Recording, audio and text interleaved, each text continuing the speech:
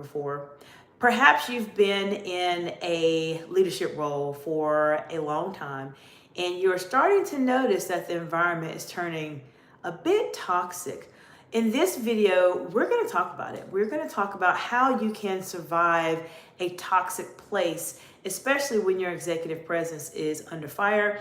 I'm going to share with you a couple of strategies. I have a lot now. I have a lot of strategies to share with you, but I'm going to share at least 3 with you today to help you get started if you are navigating this particular situation. Now, in the comments below, let me know, have you been in a toxic work environment before? Put in the comments below. I personally have been in a toxic work environment and I know how draining it is. And the fact that you clicked on this video means that you're definitely supposed to be here. I'm going to share with you the strategies, but I'm going to leave the best one for last. So you definitely want to watch the video until the end.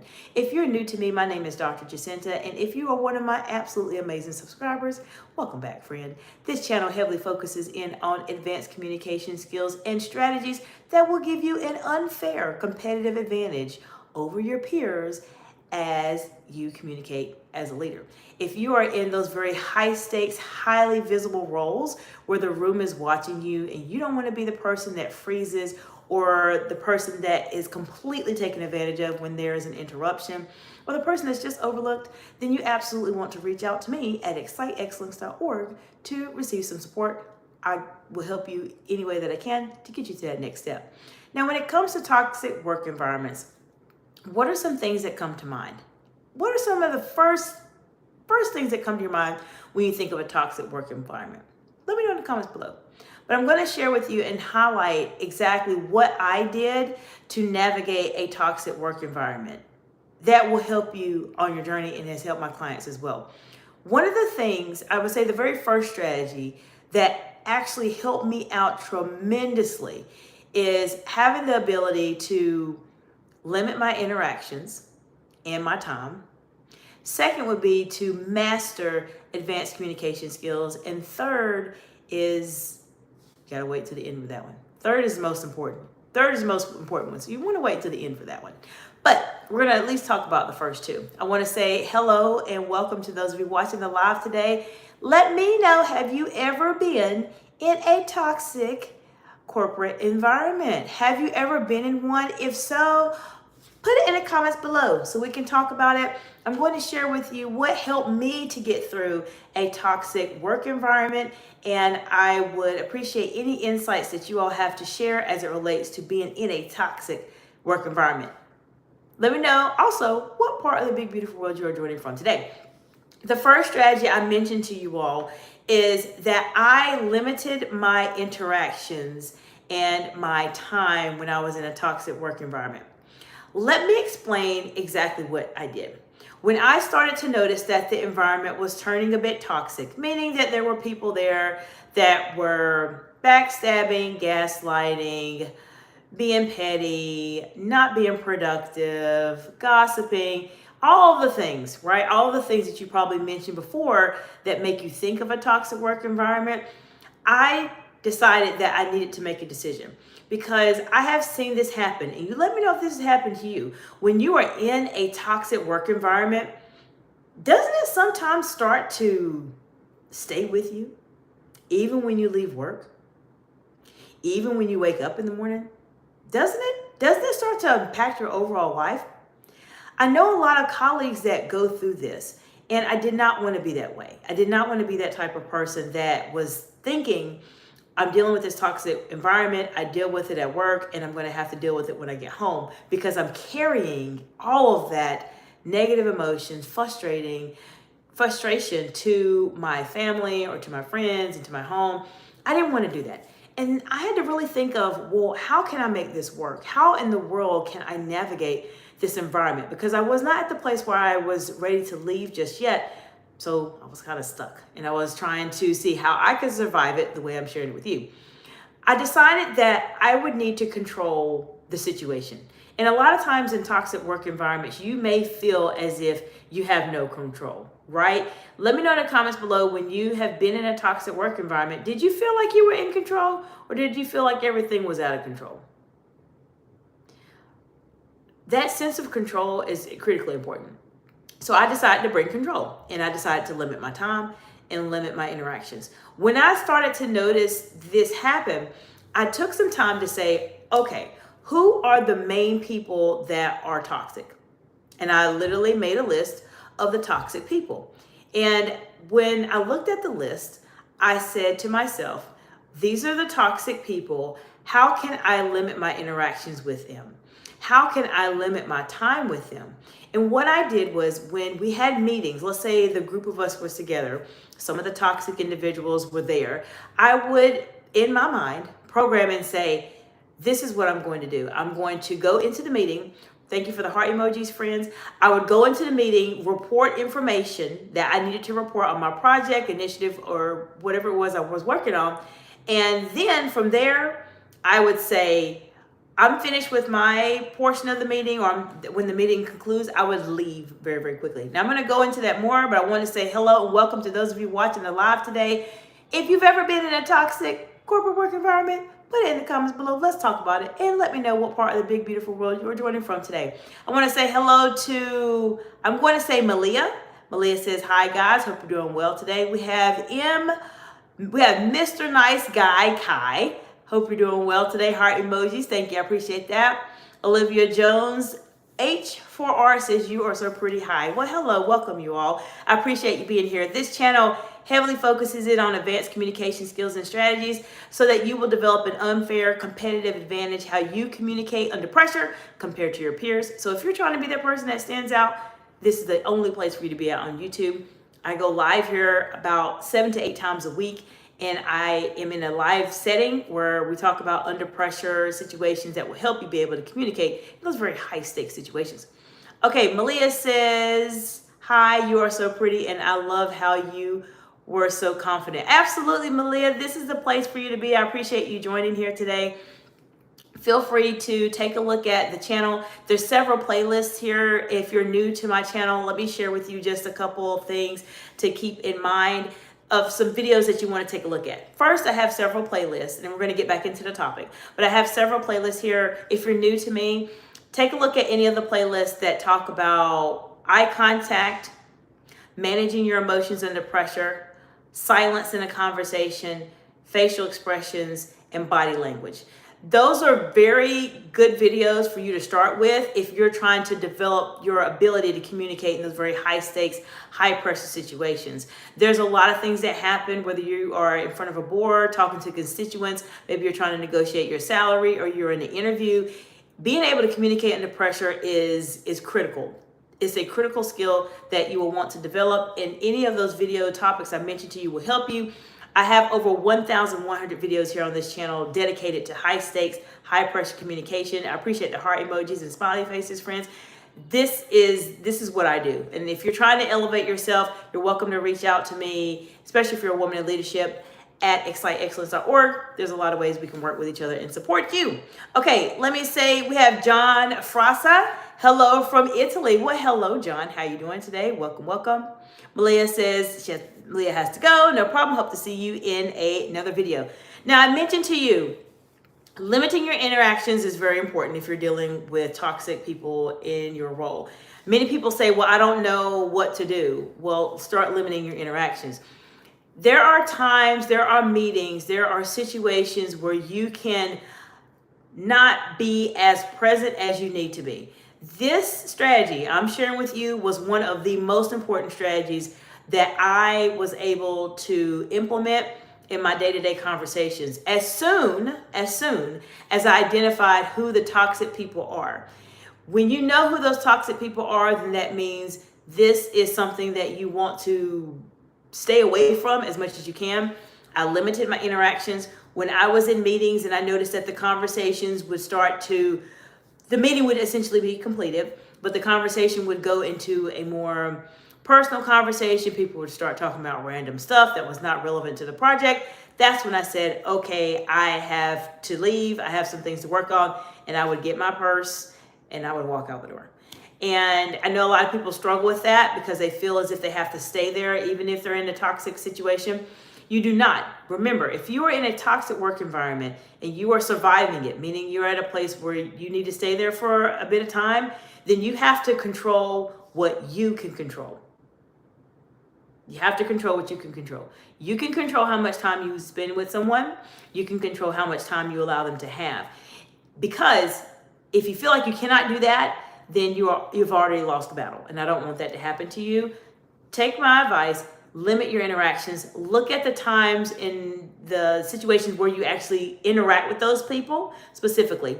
And this is something that will help you on your journey as you're trying to navigate this. Just look through and see, I know I'm supposed to meet with this person for an hour. I see them every week. This is something that I would highly recommend to make sure that is a time frame that will help me. I don't need to go into a ton of detail. Let me try to limit my time. So just take that into consideration. That will help you on your journey. Now, going to the second part of being able to survive some toxic workplace environments, but let me go to the chat really quick. John Foster says, blah, blah, same old thing, very boring, bye-bye. Well, John, this channel, I would say, John, it may not be for you. I would say that this channel heavily focuses on advanced communication skills and strategies. And if the content I'm sharing with you is boring, or this is not what you want to listen to, there are thousands of other channels that you can watch on YouTube that will give you whatever excitement you're looking for. But here, we're actually talking about strategies that will change your life, that will allow you to stand out from everybody else as a leader. And if you're not interested in being able to communicate better under pressure, there's other channels for you to watch. Now, the second strategy I want to share with you specifically is when you are in those toxic work environments, corporate environments, keep in mind, you will need to document for sure, because you want to keep a written record of what specifically is being discussed. Now, let me know in the comments below how many times you've been in those type of situations and environments that are very contentious, they're very toxic, people are being rude, argumentative, and etc. And a lot of it, you'll notice that happens in conversations. A lot of conversations, everything's a conversation. Well, what happens a lot of times is when you're in those very toxic situations is that the conversations continue to happen. So how can you bring control? As I mentioned, if you're in a toxic situation, the key is to bring some type of control to it. You have to do what you can to bring control. I encourage my clients, and I did this also, I made sure that I documented as much as I could. So for instance, if I had one of those verbal conversations, as you all know, that just go on and on and on and on and on, especially when you're in a toxic workplace, I would send a follow-up email that discussed what we were talking about specifically. I would say, this is a follow-up of it, this is what's going on, and etc., and all that. This is a good way for you to start keeping track of what is being said and what's not being said. Because when you are in toxic work environments, I am telling you, people will just have random conversations and they will start forgetting what they told you, which makes it even more complicated when you're in those situations. Let me know in the comments below if you've been in a toxic workplace environment. I'm going to go to the chat and then I'm going to share with you my very last strategy that's so incredibly important for you. But before that, I'm going to go into a little bit of a bonus in just a moment. Okay, so John, what do you have to say, John?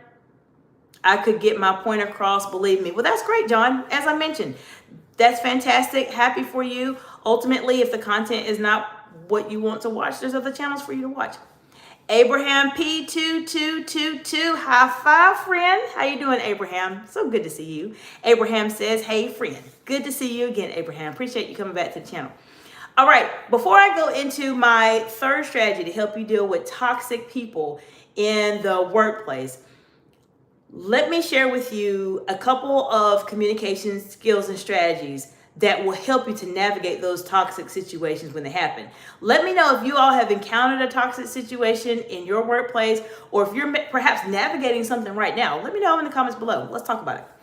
I talked to you all along this channel about different aspects of communicating under pressure.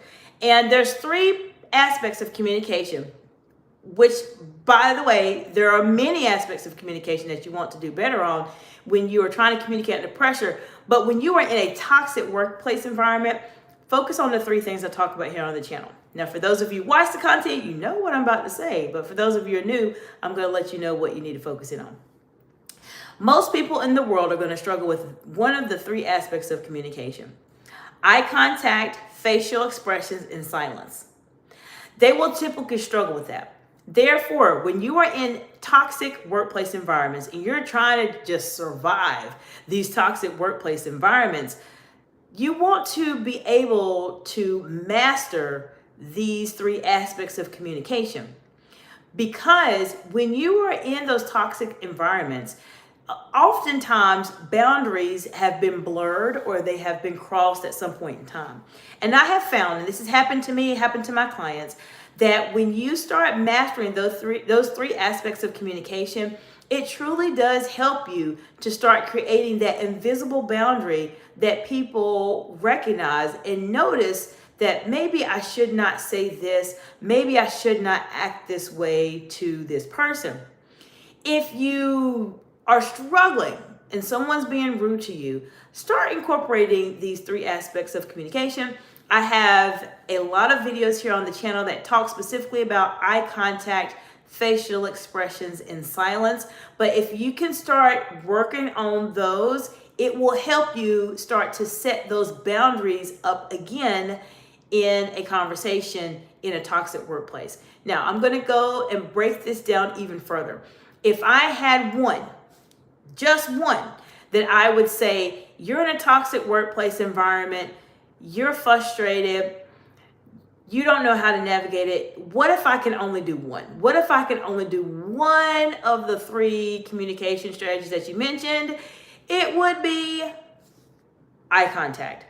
Eye contact would be the one communication strategy that I would recommend for you to start incorporating into your conversations, especially if you are in a toxic workplace, because your ability to look at someone and make direct eye contact with them in itself will make people perhaps not feel as confident. They may feel a bit worried because you are doing something different than you have done in the past, meaning that you are directly staring at someone and making eye contact. Now, I have a scenario and a trick for eye contact. You definitely want to take a look at a couple of my videos that talk about eye contact and look out for the cowboy analogy. The cowboy analogy will definitely put you in a very solid place as it relates to having eye contact. But if you're in a toxic workplace environment, your ability to maintain steady eye contact with someone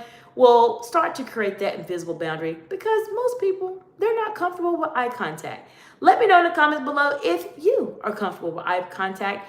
But a lot of people, they are not. And when they see someone do it, it does put them off. They may be put off guard and they're just wondering, well, what's going on here? And they do start to change how they communicate with you. Now, my third and final strategy, and this is what I've shared with you so far. We've talked about two strategies at this time. The first strategy, if you're dealing and surviving a toxic workplace environment so that you can maintain your executive presence, is to, number one, make sure that you are in a very good position where you are starting to limit your interactions and limit your time with the toxic people. Number two, make sure you are writing and documenting everything. And number three, guess what? You need to make a decision. You have to make a decision, because working in a toxic environment is not healthy for you. And many people stay in toxic environments for various reasons. How many of you have stayed in a toxic environment? And if you have, what reasons made you stay? I'll tell you, in my particular case, one of the main reasons I stayed in a toxic work environment, I actually enjoyed the role that I was doing. I didn't necessarily enjoy the toxic people I worked with that were senior executives like myself, but I truly enjoyed what I was doing, and I believe that I was making a tremendous impact on the community at that time. But I had to make a decision to say, this is a toxic environment. I don't want to necessarily be here, and this is something I want to try to get out of as quickly as possible. So make a decision. There comes a point. You cannot stay in a toxic work environment as long as you possibly can, because at some point, friends, it's going to catch up with you. Whether it catches up with you mentally, whether it catches up with you physically, whether it catches up with you emotionally, whether it catches up with you financially, toxic work environments will catch up to you. And you have to determine whether you want to stay or you would like to go. And that is the most important decision that you have to start thinking about if you're encountering a toxic environment. All right, let me go to the chat really quickly. Ed Brook, H8C. High five, Ed. Good to see you, friend. How you doing today, Ed? Ed says, hello, you are the best. Well, thank you, Ed. I appreciate that. John Jingleheimer, were you the token black girl? I don't know what you are trying to allude to here in terms of being a token. This is probably not the channel for you. I mean, if this channel heavily focuses on advanced communication skills and strategies, and to make a comment that has something to do with my ethnicity and being a token is completely not appropriate. And this is not the place for you. There's other channels that you control, but you're definitely not going to be trolling this one. So let me hide you from the channel. Now, we talked about different ways you can be able to survive toxic environments. But as I mentioned, the most important one is the third one. And that one is you have to make a decision. Are you going to stay in this toxic place or are you not going to stay in this toxic place? This is important. It's very important for you to make that decision. Let me know in the comments below if you have ever been in a situation where you've been in a toxic environment, a toxic workplace environment. Put it in the comments below. Let's talk about it briefly. And while I'm waiting for some comments to come in, I do want to let you know that I am going live here again in just a few minutes. There's a interesting topic that Cat 23 came up with earlier today as it relates to being able to look at how your facial expressions can somewhat dictate how you are received by a room. So I'm going to talk about that here in just a few moments. Ed Brooks says, I'm sub. Yes, Ed, I know you are subscribed and I'm glad that you're here, friend. I appreciate you so much for your support and being here. Let me know how I can help you. Let me know what challenges that you are facing right now. Let me know how I can help you if you are navigating a very high stakes, high pressure situation. Maybe you have some conversations that are going to be difficult that are coming up very soon. Then let me know in the comments below. I'll be happy to provide you with any guidance I can. And I will do a video just for you and give you a shout out in that video as well. Just let me know I can help you. What I share with you here is able to be applied to a lot of individuals, women in leadership, men in leadership, and etc. But there always comes a point where you need your own situation to be assessed, reviewed, and you need customized support. And that's why you reach out to me at exciteexcellence.org. Feel free to sign up for a executive strategy session and we'll come up with a game plan just for you to help you be able to navigate some of these very challenging and high stakes situations that we tend to go through as leaders. Make sure you take a look at the playlist. There's a lot of different content there that will help you. Executive presence is something we talked about briefly, but executive presence mastery is an entire playlist I have. When you're in a toxic work environment, when you are mastering those three aspects of communication I discussed with you, eye contact, facial expressions, and silence, you are already building up your executive presence. So I will see you in just a little bit if you want to join me at the next live. If not, I'll see you in the next video.